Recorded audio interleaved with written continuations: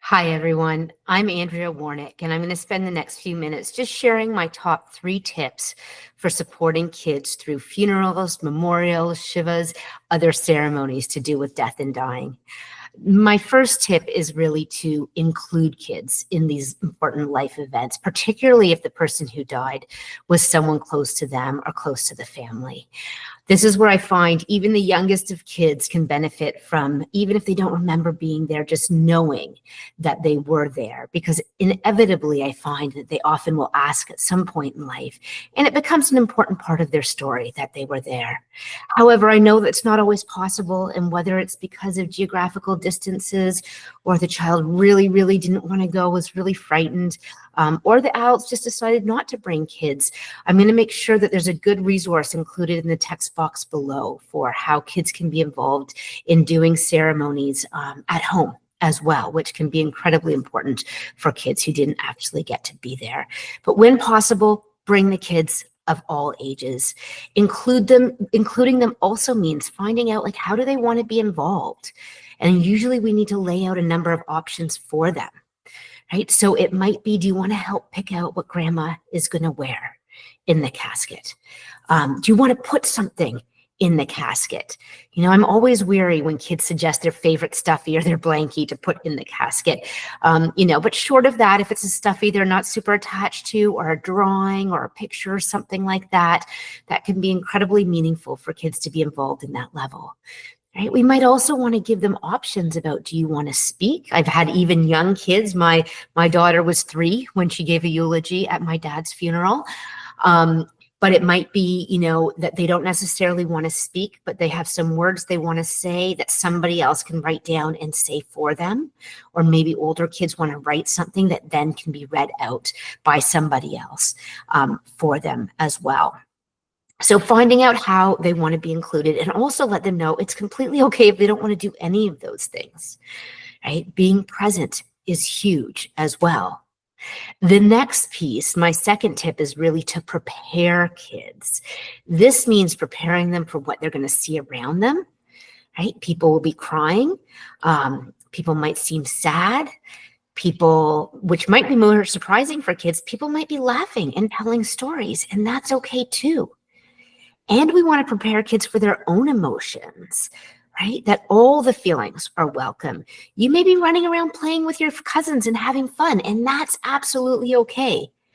Kids do a beautiful job of puddle jumping as they grieve. When they're in it, it's huge, and then they're running around playing. I've seen kids weeping at their mom's casket and then running around and playing 2 minutes later with their siblings and other kids in the community. Right? I like to prepare kids too and say that, adults aren't as good as kids at remembering that, you can be grieving and have fun at the same time. So if anybody comes up to you and says you shouldn't be having fun or you shouldn't be laughing, anything with a shouldn't, please check in with a close adult, because a lot of times adults just don't remember that we can do both of those things at the same time. Right? I also just want to prepare them for what's going to happen. Right? What are the behaviors or the rules, as the ceremony is happening? Do they need to be quiet? What happens, right from the start to the end? The more we can let them know about what to expect, the better, right? And making sure that they've also got some things, maybe they need to have a coloring book or something that they can be doing if they need to fidget as people are speaking and things like that. An important part of the preparation piece too, though, is this going to be an open casket? Or even if it's not, do they want to see the person's body? This might be their last chance to do so. And I really like to make that clear to kids of all ages that, if this is a ceremony where there will be a body there, if they want to see their person one last time, this is the opportunity to do so. And even if it's a situation where it's a closed casket, I find most funeral homes are really good about the fact that, if kids want to see grandma's body one more time, that there can be sort of a private little viewing where that can happen. And that's where, again, we want to prepare kids for what they're going to see. I'd really explain to kids that, grandma's body grandma might look exactly like grandma, but she might look really different too, right? She'll probably feel cold. You're welcome to touch her. I've had some kids really freaked out because often in caskets, the bottom part is closed, so they can't see the legs. So they thought no legs were there. So I always like to say to kids, like, even though you can't see the legs, grandma's legs are there, right? Grandma might feel harder to touch than usual. I like to prepare kids for the fact that they'll have, the person will probably have a fair bit of makeup on, and this is where I had one kid who was really surprised by how much makeup her dad had on, and actually between visitations asked for some of it to be removed, which I loved that she was willing to advocate for herself to do that. And they did. They took off some of the makeup. But that's where, the more we can prepare them, the better. And I really learned the hard way early into doing this work, what concrete thinkers kids tend to be. I had a number of kids come back to me after I prepared them for seeing bodies in caskets, probably be firm to touch, probably be cold, all of those pieces. But they came back to me and they said, Andrea, my dad's head was there too, which totally caught me off guard at first. And eventually what I realized is that many kids have a very concrete understanding of body as being neck down.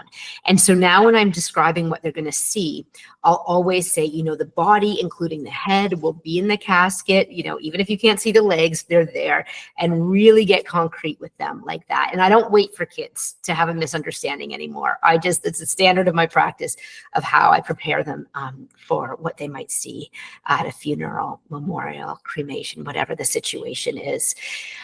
The last piece is really the buddy system. This is one of the most important tips, is that we set kids up with a buddy, particularly if you're going to the funeral of somebody who is close to you.